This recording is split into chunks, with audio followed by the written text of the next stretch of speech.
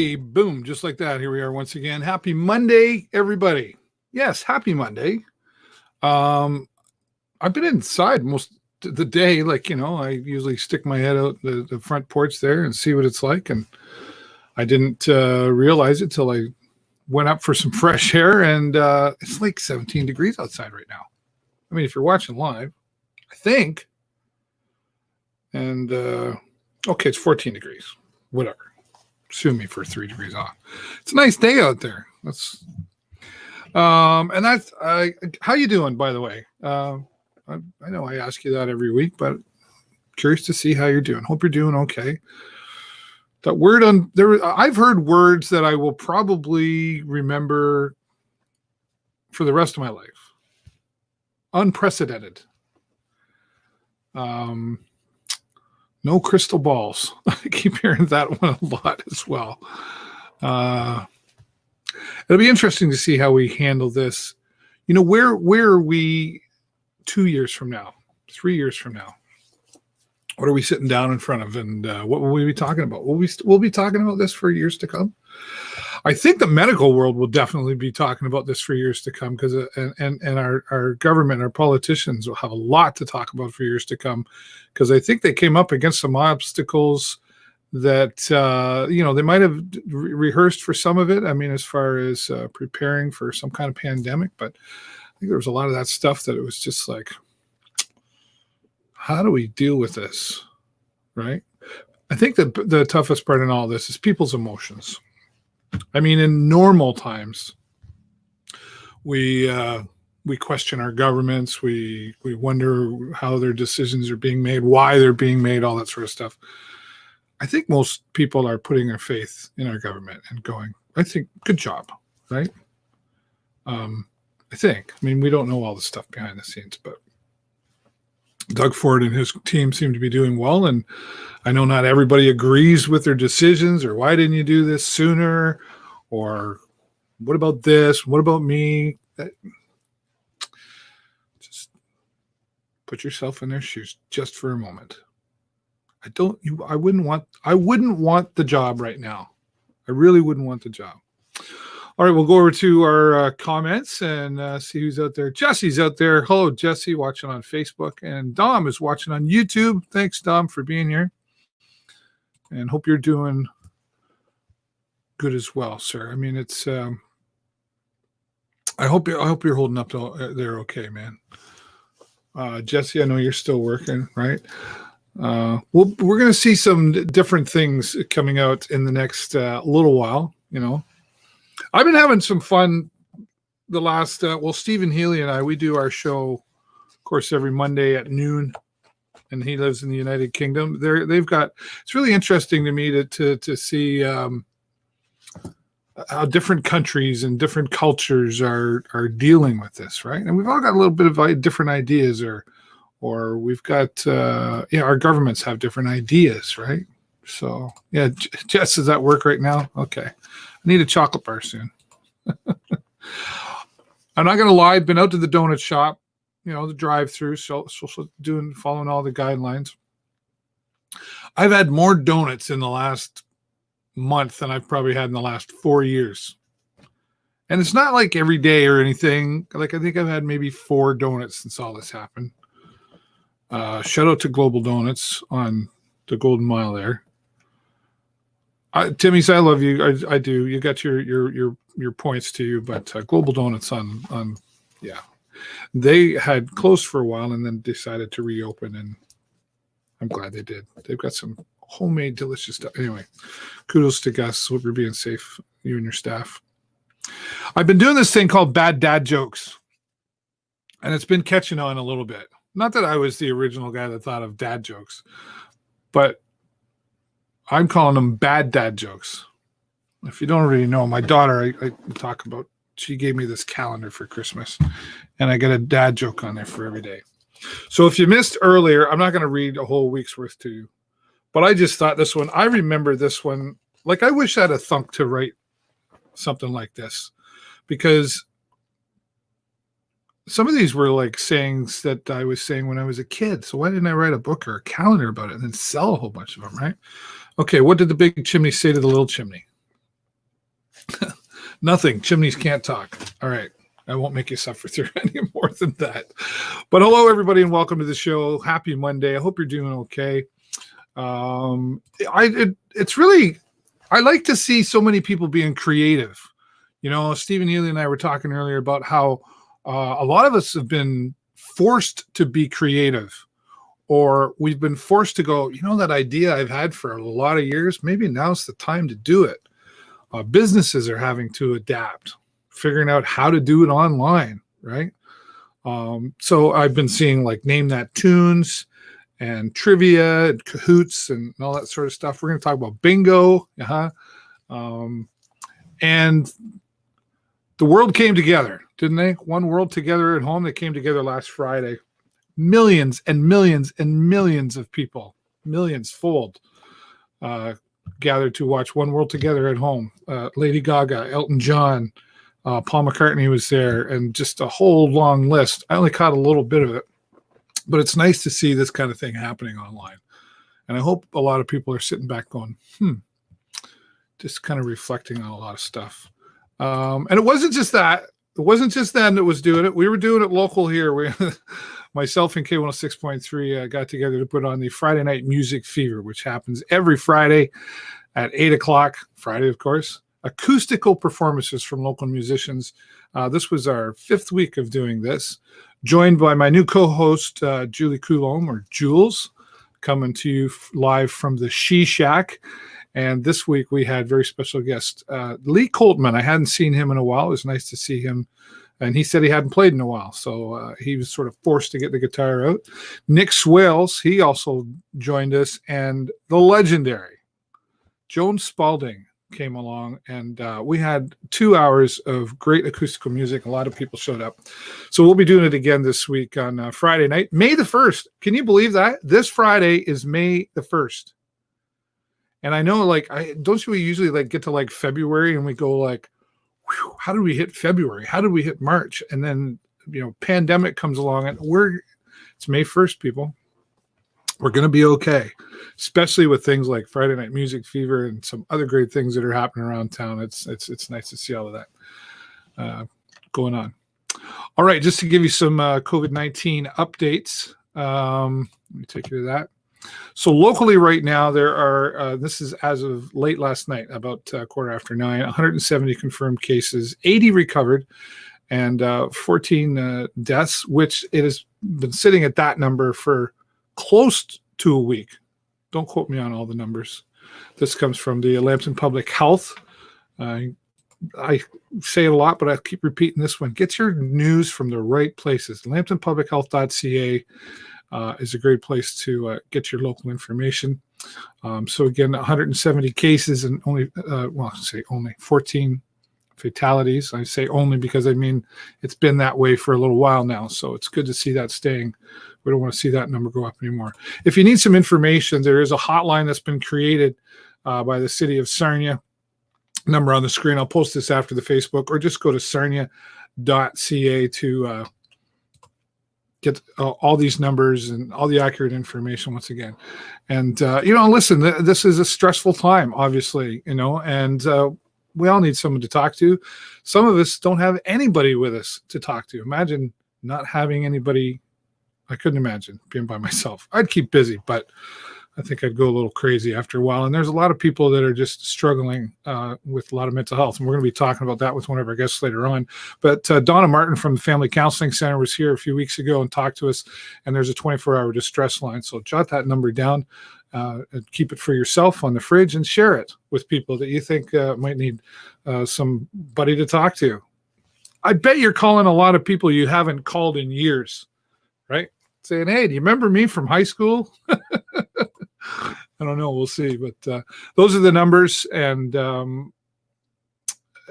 interesting earlier today, just more of a bit of a news update. Doug Ford earlier today at 1:30, we had a live feed broadcast here on our Facebook page and our YouTube channel. It's there for replay. And a lot of questions. They were out there revealing the framework for getting the province reopened.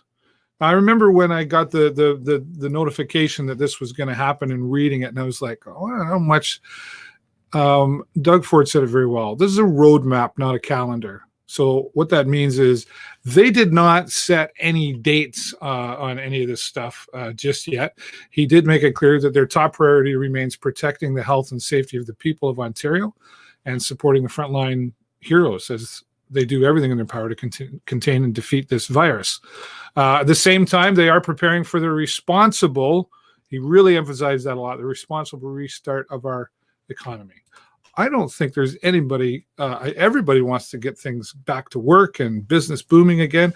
And I'm pretty sure the government really would like to see that as well. So if you want to find out more good, accurate information, there's the Ontario website to go and get that, or you can go to our Facebook page. And daily we'll be broadcasting the Premier of Ontario and his team with announcements, and Dr. David Williams, Chief Medical Officer for Ontario. We'll have that broadcast coming up a little bit later on tonight as well. Well, this is something certainly important to us all, and can hit even closer to home for many. Tomorrow, Tuesday, April the 28th, is the National Day of Mourning, and the Sarnia and District Labor Council is reminding everybody that tomorrow is April the 28th, Day of Mourning, and they're encouraging everybody to light a candle for loved ones ill, injured, or lost due to workplace illness, injury, or death on the job. And they haven't set any exact dates, but normally they would have some kind of ceremony here in Sarnia for that. Obviously, that's not allowed right now, but at some point they will be putting that out when they can do that and having that day of mourning. So good to remember that as well. All right. Well, I'm going to move on to my first guest. And a lot of things happen for sure when this type of thing happened. This type of thing. When does this ever happen?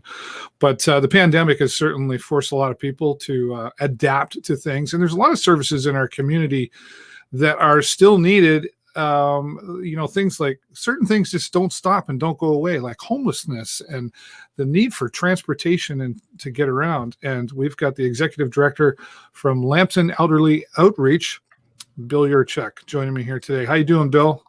Good, Dave. How are you, sir? I'm doing well. I know you're a busy guy. Thanks for giving me the time here today. You're welcome. Thanks for having me. Oh yeah, absolutely. Well, what's this adaptation been like for Lambton Elderly Outreach? Well, it's quickly become a new normal, to be honest. And, a lot of our services, as we spoke the last time, are continuing, transportation, Meals on Wheels, our personal support through PSWs, some housekeeping, because, some of that's essential for those who are really vulnerable.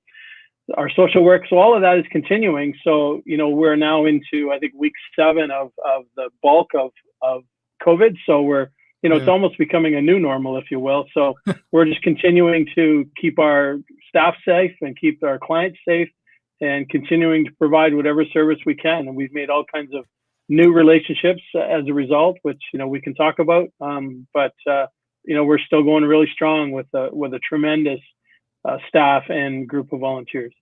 Yeah. Well, let's talk about, let's kind of remind everybody what Lambton Elderly Outreach does in the community, kind of services they provide. And then, let's talk about some of those new relationships. Sure. So we were established in 1970. Our mandate is essentially to provide services to adults 60 and over and those with disabilities to help them maintain independence and live comfortably at home, whatever home it could be. It could be a house, apartment, retirement home, long-term care facility, whatever that is. So we provide accessible transportation, so pre-COVID and hopefully post-COVID, that would be social trips and medical trips. Could be to the grocery store, the pharmacy, to visit a son, because quite honestly, the social conditions of health is very, very important. Mm-hmm. Social requirements is what I was looking for. But during COVID, we've narrowed that down to, of course, essential services. So for those who are having to travel for cancer treatment, say to London, or dialysis, or, if they're having to go to the hospital, whatever case, of course, we're not emergency service. We suggest they call 911, but a lot of times we're bringing them home. We're assisting the Inn of the Good Shepherd, who have partnered with the County of Lambton to help displace some of the people who are living at the inn and put them to a safer place, whether they are overly vulnerable or whether they're displaying symptoms. We're isolating them, so we're assisting with transportation as well as Meals on Wheels in that regard. Our social work are still going strong, unfortunately, and I say unfortunately meaning that they're handling clients with very, very difficult problems, whether it's abuse or hoarding or eviction, although during COVID there are no evictions happening, but just very, very sensitive, unfortunate work that they're doing.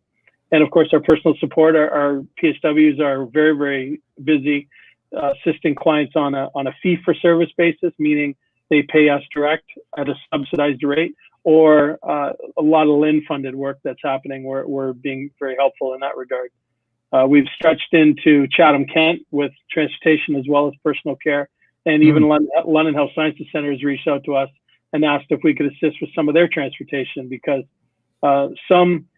most agencies, in fact, us and one in Bruce County, which is Kincardine, I think are the only two LIN-funded agencies who are still transporting COVID positive or COVID suspect.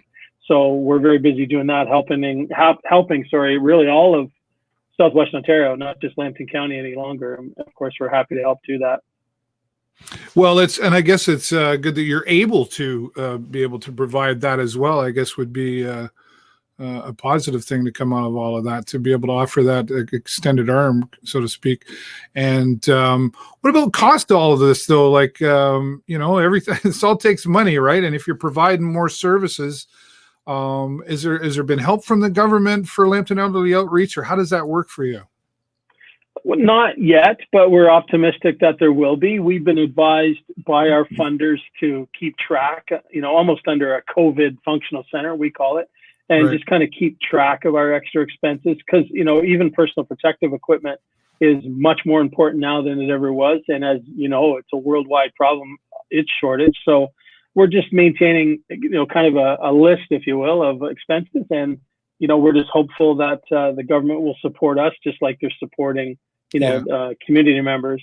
And we have no reason to believe they won't. And we're just working on faith. And quite honestly, regardless, it's still the right thing to do. And, we'll just figure it out when it's all over. Well, I think this is one of those times where organizations can probably expect some financial support from the government. So it's not one of those times where they're like, are they going to help us out this election? Or, let's talk about the workers involved with the Lambton Elderly Outreach. Obviously, there's been a lot of adapting for them. What about the mental health side of things in all of this for your workers? Are they needing some extra training through all of this, or are they coping? And how are they take me down that road for them? Sure. And I think all the above, quite honestly, Dave. Yes, there's been additional training on the donning and doffing of PPE, how to dispose of it properly, when to wear it. So provincial mandates have told us, which clients you need to wear it with and which clients you don't, because every client is getting pre-screened. Yeah. And, of course, COVID positive or COVID suspect clients are, that much more PPE. So, of course, our workers have all the same anxieties as everyone else does, the unknown, the uncertainty, the fears of their family, and all of that. And so then you pile the fact that they're essential workers on top. And I can tell you that the outpouring of love from the community to our, essential workers, our frontline workers, we see the signs. Like, that really helps, man, because it really shows them, that they are being supported. And, there's a new government announcement the other day that they're providing almost a hazard pay, if you will, for frontline workers. We don't know the details of that yet, but, it's very encouraging news. Leo kind of did that ahead of time. Like, we implemented a couple of hazard pay scenarios a couple of weeks ago. So we're thankful of this happening, quite honestly, because that'll assist us financially. Because again, we just do some of these decisions just because of the right thing to do. But, of course, we have EAP, employment assistance programs for our staff. But quite honestly, they're so resilient and they're so tenacious that, they truly love what they're doing. And I know that sounds cliche, but it's very, very true. And, we have staff like volunteering to what else can I do? And volunteers themselves asking what else can I do? And we have had staff take layoffs, voluntary layoffs, and that's because of family situations or their own health situations. Of course, all of those are very real, and we kind of handle those with care on a case by case basis. But for the most part, we're just going strong as we can with wonderful, wonderful people. Well, Bill, you and I have had many conversations over the years. We've gotten to know each other, and I think we both agree that the area that we live in is just quite a community when in time of need, just really feelings get put aside and just, okay, we got to do this thing. I'm guessing you're seeing a lot of that right now with what we're going through and what Lambton Elderly Outreach is having to deal with. Yeah, it's big time, David. Our community is so strong and so collaborative, honestly. And we have some neighbors, we'll talk about them specifically, but we have some neighbors that community neighbors that are a bit of infighting and they're not working as seamlessly as we are. And it's just so encouraging, like right from, Bluewater Health to Red Cross to the March of Dimes, the Untitled Chapter. It doesn't matter what agency it is. If you need something, you just pick up the phone. We have a really strong Sarnia Lambton Social Service Network, it's called, where all the leaders meet, usually on a monthly basis. Right now it's bi-weekly. And 80% of the call is, what can I do for you? And what can you do for me? And it's really encouraging. And, we're really taking down the silos, if you will. And, this pre-COVID, all the talk about Ontario Health teams and all of that, where Sarnia Lambton's ramping up to become an Ontario Health team. And what this has really done is it's really fast forwarded a lot of that work and taken it off the tables, like off the theoretical tables, and really put it into practice. And it just works so smoothly. Like we have staff that are, communicating with the hospital and with the LIN, like on a day, like several times a day. I can't even say on a daily basis. So it's really, really encouraging to watch. Yeah. You as an executive director, obviously, you monitor your staff and make sure everybody's got what they need and deserve. And there's just a lot. Is there must be a lot of new experience as an executive director of something like this, that it's a learning experience for you as well, Bill. Oh, big time. Yeah. I never my director of home support is usually the one that's purchasing and managing all our personal protective equipment, just because, right. You can get it whenever you need it, and you just have it downstairs and you hand it out when you need it. But now it's like, take two. Oh, absolutely. There's really strong, conversations and big concerns about, are we going to have enough? Can we get it at, fair prices? And who's going to be able to provide it? Like it's really to the point where the province has generated like a stewardship, a distribution system of PPE. Like, who would have thought that rubber gloves would be so important, things like that. And I'm not making jest of it, but it's gone down to, things that small are now so big, Yeah, it's interesting you mentioned the rubber gloves. I remember while we were still able to be out walking around, Jennifer and I were out at Canadian Tire, and I saw these deals going. So I was in deal mode. I was buying stuff, and I saw these boxes of rubber gloves. And I looked at those and I thought, oh, maybe I should have some in the garage. And then I thought, well, I'm not. Yeah, never mind. And they had stacks of them, and I didn't buy one. Not, and so I mean, those are. I only bring that up because we really are in a state of realizing what we have taken for granted for so long, right down to a rubber glove.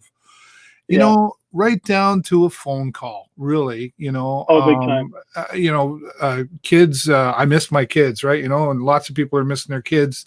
Their head's going to pop off when I finally can hug them, right? But thank goodness for FaceTime and on all these other, how have you been with utilizing the online tools that have you had to learn anything new with that? Yeah, I mean, I was familiar with a lot of them in the past, but certainly didn't use them to the volume now. Like you might have a Zoom call once a month or something if you need to talk to somebody across the province. Now there's literally 5, 6, 7, 8 a day, and you see people with all the fancy backgrounds and all that kind of thing. So, but I think, but what I think it's showing is, it's going to open the door for a new way of doing business because, the way we used to work, even post-COVID, is not going to be the way we work now because we've learned a lot of things that are important. We've found efficiencies that we can implement and, and all of that. You touched on the isolation, and that's a really big one. Like I'm happy about programs like this and, people using electronics to just interact with families. I know we're going to talk about an event that you and I and Ron Clark Motors are putting together Yeah.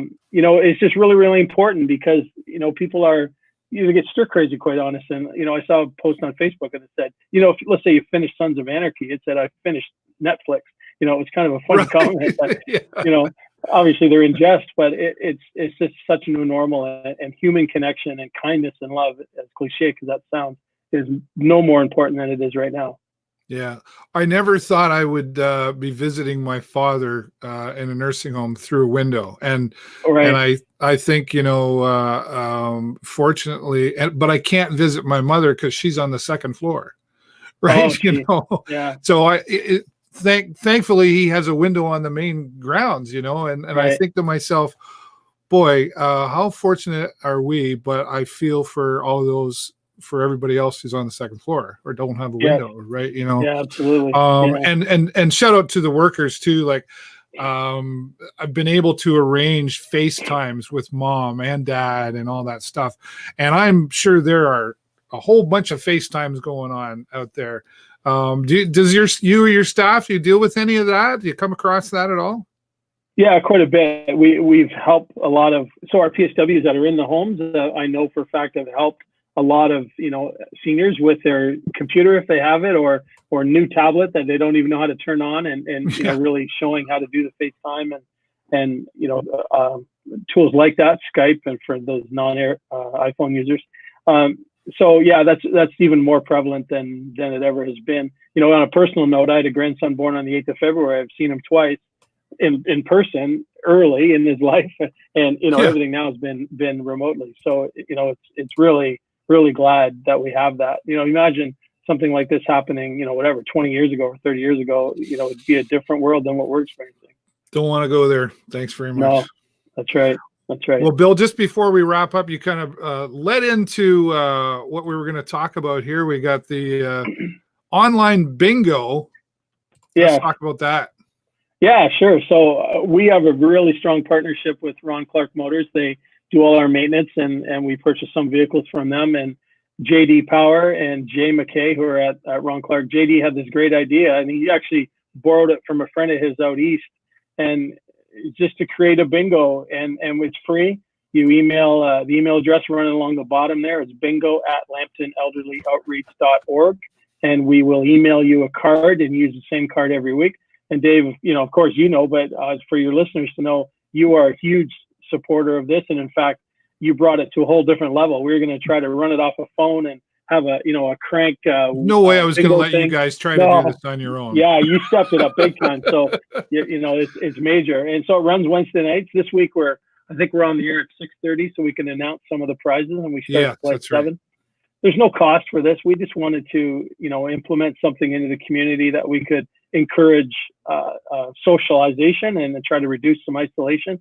And we've had all kinds of businesses throughout the community that have donated prizes, and we literally, deliver prizes to the winners at their door. There's no contact, and the prizes are outstanding. And in fact, last week we started at 7, and this week I know we're starting at 6:30, just so we could announce what the prizes are going to do and bit of shout out for the suppliers of the prizes, the sponsors. So bingo at LambtonElderlyOutreach.org to get your card. Now, if you played last week and you have a card already, you don't need a new one. Just use the same card over again. And this will go on until we run out of people that are watching. And this is not your normal bingo, folks. There's a little bit of chop busting and other things, the antics that go on through. This isn't your quiet bingo hall by any means. No, if you're looking for a serious bingo game, you got to look somewhere else. Yeah, we have some banter, and we're gonna have some entertainment, all kinds of fun things. Yeah. Well, and it worked out really well. I think at one point we had about 190 people watching live and playing along, and I know it's going to be bigger this week. So looking forward to that.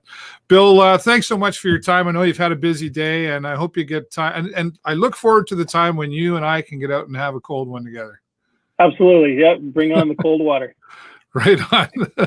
Bill Yurchuk, thanks again, and stay safe, my friend. Thanks, Dave. Thanks for doing what you do. Bill Yurchuk from the Lambton Elderly Outreach, Executive Director there, and a great conversation. And the bingo is a lot of fun. and real stress reliever. Like I said that earlier at the beginning of the show, it's really nice to see people being forced to be creative is not a bad thing, and having to step out of the box and learn something new in this time as well. I'm going to learn how to play guitar. My daughter's going to attempt that one. We'll see how that goes, but it is that time. And Lambton Elderly Outreach will post their website one more time here for you. We'll also be posting all the links to get more information with everybody that we're talking to here today, so make sure you check that out. All right, well, we just touched about it there a little bit, but we often have conversations about mental health, and of course, mental health being more and more and more talked about over the past while of time, but more so even now with this pandemic crisis. And we're going to bring one of the experts here, Paula Reaume-Zimmer. Thank you so much for joining me here today, Paula. Hi, thanks for having me. You're welcome. Just tell everybody a little bit who you are, but we know that you're the Vice President of Mental Health and Addiction Services at Bluewater Health and at Canadian Mental Health Association.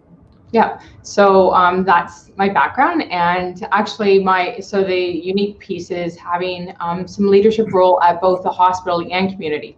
So it's really been a great opportunity to bring the two sectors together, and with an objective of being as seamless as possible. And in these times, we're really recognizing the importance of that type of model being available to our community. Yeah, and I'm glad you made that point, because that's kind of rare to see, somebody in your position coming from two different angles, I guess you could say, right? It's worked out well, though. It has, yeah. It is uncommon. It's uncommon to have a hospital executive with a community, although when we went down this road, as we've gone to CMHA conferences or hospital conferences, after we present, probably one of the most common questions that people come up to is, how did you get your hospital to agree to this? Or how did you get your community organization to agree to this? So there's a lot of interest. Both Alan and myself and Michael Payne receive questions on how are you able to bring that model together, because it really does suit the patient experience best. And you do put organizations and labels and brands aside and really stay very patient-centered in how we approach this. Yeah. So needless to say, you're extra busy right now, or are you? And I say that with, go ahead.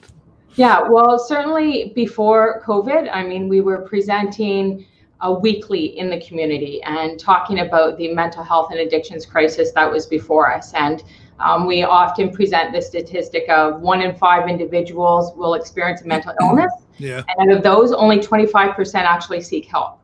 Yeah. So that has been kind of our conversation for months and even a few years prior to.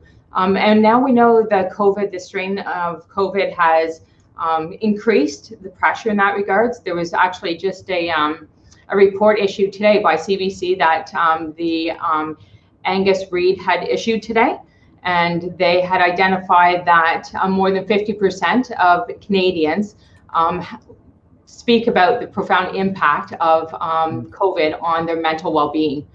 So we know that although this is always an alarming crisis, the challenge for us right now is we are seeing reduced numbers coming forward for help.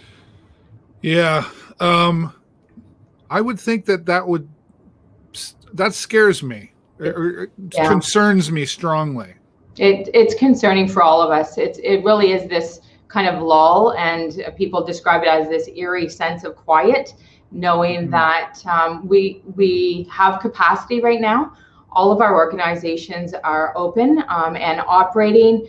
Canadian Mental Health Association out there in the community, Bluewater Health, our psychiatrists, our Department of Psychiatry, our addictions program, the withdrawal management program where people can walk in. We're all opened, and we are seeing reduced number of people. We're concerned that people, certainly I think that they're doing their community, their part in keeping our community safe and taking the stay at home very much to heart.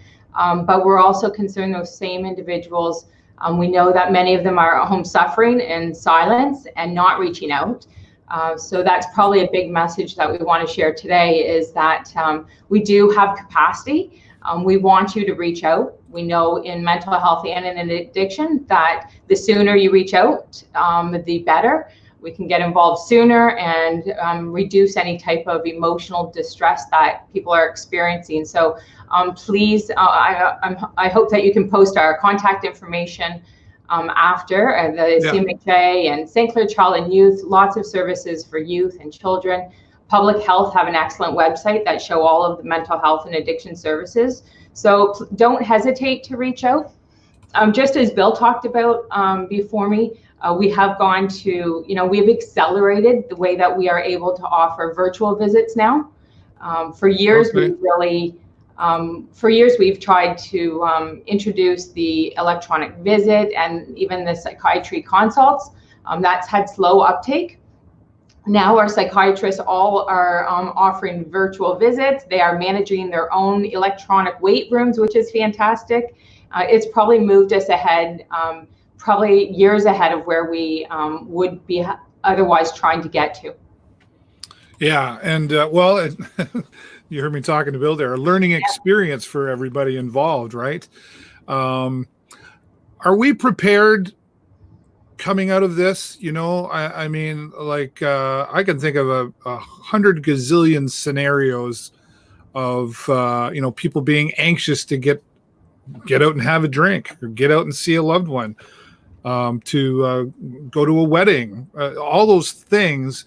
And then, people going, okay, so I didn't get evicted because that wasn't allowed, but now that this is over, now it's back to reality. Now I'm still dealing with all those pressures, all those things. Are we prepared to handle this? Well, it definitely, prior to COVID, it was already an overwhelming situation. Our wait lists were growing, our ability to respond to the demands were stretched. So it is concerning on what life after COVID is going to leave for us. Mm-hmm. Some of the positive of that is anxiety and stress does help to shape some behavior. So we hope that when we come out of this, people will continue to be very responsible and diligent about their safety and our community safety. And that's what stress and anxiety sometimes does for us, makes us hypervigilant. So, there's a positive piece to that, but definitely it's going to be an overwhelming responsibility for all of us, not just the mental health care sector, certainly throughout workplaces.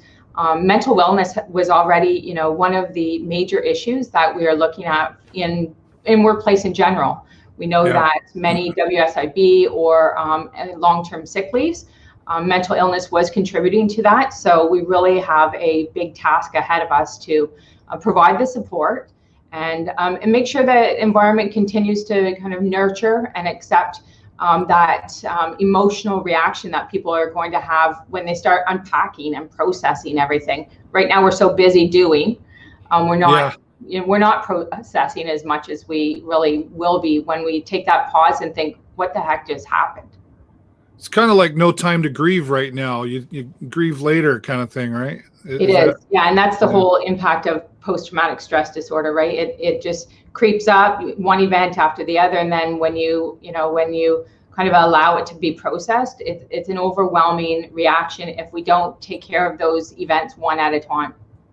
Well, let's talk about that overwhelmness for a moment. I mean, we're talking about people in the community and the patients and everybody that people in your position, the frontline workers, are having to deal with, and people are certainly grateful for frontline workers. What about them and their mental health? Are you having to deal with that in the workplace? There's needed a little more than a pat on the back here in this situation, right? What about the workers' mental health? Yeah, excellent question. And it has been a really important strategy for many of our workplaces. For us at Bluewater Health, we've created what's called a resilient strategy team. We have created a team that actually has departments that a team is responsible for. So going out and doing rounding, visiting, talking about, mental health tips. We've created a 24/7 phone line. So we do have a team at the hospital that we're encouraging anyone to contact, regardless of the severity of the conversation, that the importance of kind of unpacking it one day at a time is important. So we've created that telephone line. and a bunch of other resources. And we continue to have this conversation on a daily basis around Bluewater Health. CMHA has done the same and has really looked at workplace wellness. How do we stay connected? We have many of our staff who are working from home now. So it's a new situation. They're isolating, they're away from their peers, and often that relationship is critical to collaborate and deal with difficult circumstances. So they're working from home alone. So that's been top of mind to what we're doing day to day. And I know other organizations in our community, whether it be the city or the fire department, other peers of ours have also identified how they're implementing similar strategies. So we are hearing a lot about mental health and addictions through a lot of COVID conversations through the media. So that's excellent. It's great that it's a conversation now that's, top of mind to people.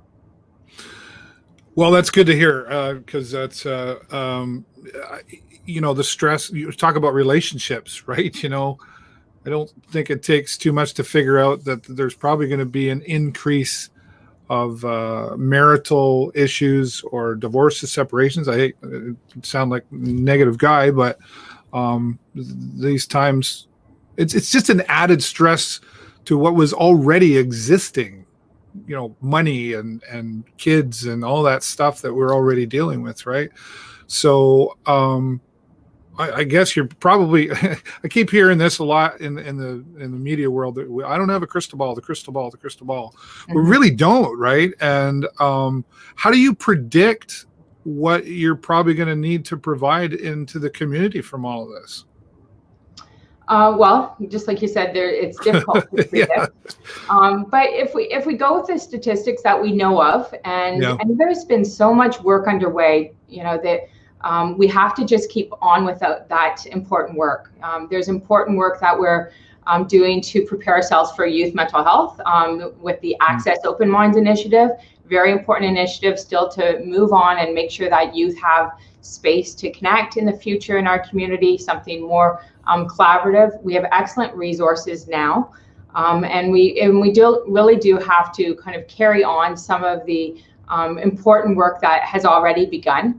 The community has put their shoulder behind a lot of the opioid crisis work and wanting to stay the course with that and can continue to implement a lot of important initiatives. But we know that we are already a high demand. We only expect it to be more when we're on the other side of this. Yeah. Paula, how are you doing? You've got a lot on your shoulders here. Yeah, I'm doing well, thanks. I am, the challenge is, we're surrounded by such great people, and I know Bill spoke to it so often in his response, but there's a sense of community, of the community leaders and people rallying together, and we're already down that path, just as Bill said, with the Ontario Health Team.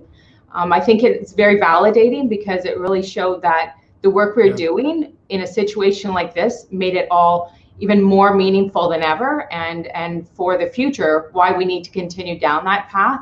So it's very rewarding work as healthcare providers. It's been very stressful, but extremely rewarding for all of us. Well, thank you for your leadership and your hard work. I've seen a lot of what you've been doing, and many people are grateful. So thank you for that. Thank you. Before I let you go, Paula, is there anything you want to put out there that I might have missed? No, probably the important emphasis of please reach out for help. We're actually, our capacity, our wait lists are lower than ever because people kind of putting that off and maybe thinking that we're less available than we are. But right now is a great time to reach out. The contact information I shared, and we'll continue to publicize it. But please look for the assistance that you need. Very good. We'll make sure we post all of that after the show as well to keep getting that information out there. It is very, very important. Paula, thank you so much for your time today and your leadership again, and stay safe. Great. Thank you. You too. You're welcome. Paula Reaume-Zimmer talking about mental health here today, and services still available for mental health. And we will post phone numbers and websites and everything to get you the right information. And as she just mentioned, it's a good time to reach out because the waiting lists are low, because it seems like people are, for whatever reason, hesitant to reach out. So now's a good time for that. And preparing for what is going to come out of this, certainly expecting more. There's going to be a lot of stresses that happen along. It's nice to know that we have these organizations in our community. Many of these organizations that we talk about, you maybe don't even realize exist. They're kind of those organizations that until you need that support, you don't even know they're there. You don't think about it. So I guess one of the positive things about something like this is there's a whole lot more awareness going on out there. Let's remember when we get through this phase that we're in, that we remember these organizations and know the importance that they are in our community. Thanks again, Paul, for being here. All right, well, we're going to go on to a little more art and creativeness here. And Ian McLean, waiting patiently in the lobby. Thanks for being here today, Ian. Yeah, thanks for having me, Dave. No problem. Ian, you are an art teacher at Northern, and you're proud to be here today to talk about Gallery in the Grove and the student art exhibition and the first virtual display of this. Yeah, it's unreal. So right, I teach at Northern Collegiate. I've taught there for many, many years. And, the art teachers have hosted the Lambton County Student Art Show for many years. It's a very long-standing tradition. We did a little bit of research a couple of years ago, and we think it probably started a little over 50 years ago, so back in the late 1960s. Oh, wow. So our teachers got together, and yeah, it's incredible that it has not stopped. So it's been a nonstop exhibit for all of those years. Our teachers have organized it. It used to be held at the old Sarnia Public Art Gallery above the library downtown. Oh, yeah, right. And then the exhibit was held. Yeah, remember that? And then it was held at Gallery Lambton, which was down at the old Bayside Mall. And then for the last several years, it's been held split between two different venues, so Gallery in the Grove and the Lawrence House. And so for the last several years, it's been organized by teachers and kind of a community collaboration with the two different galleries. And it's always been a very lively exhibit, full of artwork from students, through all the different grades. So we're really excited to be able to offer it again. Yeah. Well, I was really pleased when like Kirsten reached out to me and pointed out that this was happening. And I was like, well, it's really good to see that things like art are still being continued through all of this. Because I think a lot of times art and, music, it sort of gets forgotten in the background. Like it's not a big deal or it's not a priority. This is, I'm assuming, a part of this, keeping it out in the forefront of people's minds, right? Because it really is important in our community, right? I think people are finding, particularly now, art has always served the role of allowing us to reflect on our world around us and our observations of the world. And we use it really as a way to communicate feelings and communicate ideas. Yeah. So I think particularly now, I think a lot of art teachers are finding it's such an excellent way to engage our students. So our students, everybody's world has shut down. The world has kind of stopped for everybody. We can't join our sports teams. We can't go to the gym. We can't go to school. We can't go to the libraries. We can't go to the theater. So what do we do? What do we? Yeah. We're maybe doing work around the house. We're getting outside. We're maybe cooking. A lot of people are cooking these days, but art is one of those things that I find is really helping people. And we're noticing it's helping our young people. It's helping our students express themselves and keep themselves busy. So yeah. We've already started to receive a lot of artwork into the exhibit, and it's unreal what the students are producing, how they're looking at the world around them, and now they have this venue. And we're so grateful to Gallery in the Grove for providing this opportunity. We kind of just assumed that the show wouldn't go on this year. But when Kirsty contacted me, and my first thought was, it just sounded too complicated. I'm not sure that we could make it happen. I wasn't sure how to do it. I talked to a few colleagues, and we thought, let's do it. It's going to be a different show, no doubt. Everything is different this year. Yeah. But let's give it a try, and people are responding to it. So how is this all going to work? Is this a Zoom, or like what's happening? So there will be a virtual gallery. So students are allowed to, if they go to the link at galleryinthegrove.com, Yep. there is a link for students to click on.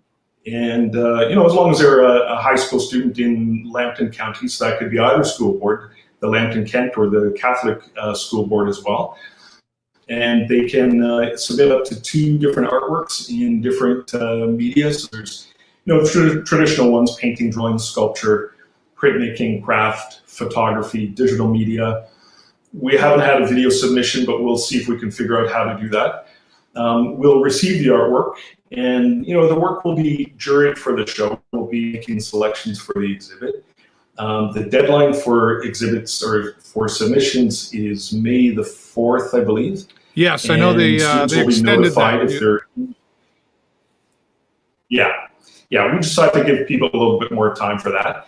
And then the actual exhibit will be held from May 10th to the 15th, and it will be hosted or posted through the gallery website, and just as a virtual exhibit, so through their online media. Okay. Now, how are you? You're a teacher. You're still teaching from home now? Are you? How's that going for you?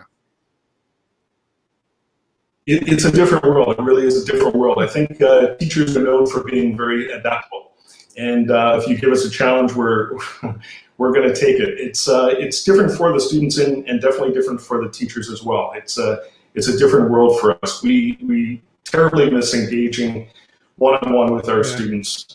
We find that they provide us with a lot of creative energy. So that is kind of lacking, but we're very thankful for the technology that we have now. So through online platforms, a lot of courses already have some online platforms. So those are enabling us to still give students artistic challenges, so we can give them some photography assignments, and they can do some drawing.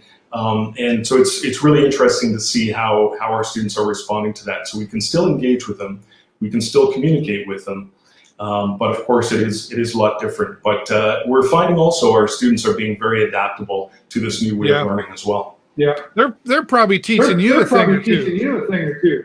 They really are. They really are. And for a lot of them, it's second nature for them, to live online and to do work virtually. So for a lot of us older guys, we got to kind of learn a few new tricks and new ways of communicating. But I take it. I know my colleagues as well treat it as a very healthy challenge. It's a very creative challenge to try to educate in this new way. Yeah. Moving forward, coming out of all this. Oh, I'm hearing myself all of a sudden. So I'll just. Are you still there? Yep, I'm still here. I'm just going to mute you while I'm talking so I don't get the echo coming back. Coming out of all of this, Ian, you heard me talking with Paula and Bill and a lot of people coming out of this. Are things going to be a lot different for the art world as well when we come out of all of this? We're going to have to get creative. How do we teach the traditional media? I think there are ways around it. I think that certainly through photography, through video conferencing, I think there are things that we can do, but we definitely will have to think outside the box. Think of new ways of engaging our students, and for our students to produce new kinds of artwork. I think we might find a little more of a focus on the digital world, digital arts and video art. Yeah. Well, I think it's great that this is happening, and I'm really glad that they reached out to me to put us in touch and have this conversation. Anything else you want to put out there that maybe I missed? Well, again, we're just so grateful to Gallery in the Grove for reaching out to us, and to really they came up with the idea for it. Kirsty Kilner-Holmes and Leanne really reached out to us and are really helping. They're helping to make it work for us, and smooth the transition into virtual gallery. So we're very grateful to Gallery in the Grove. We've had a very long-standing relationship with the gallery and with the Lawrence House as well. And they've both been so supportive of art teachers and our art students. And I think the one thing that the exhibit does, and it's done this for 50 years, is to teach us and teach the students that, it's good to create work, but it's also good to show the work outside of the classroom. It's good to engage in a community, good to communicate with your community. And so we're really so grateful that the gallery is giving us this chance to carry on with it. Yeah. Well, I have a huge appreciation for art. I've said it many times because I can't draw stick people. I don't know if you probably remember Sue. No, I really can't.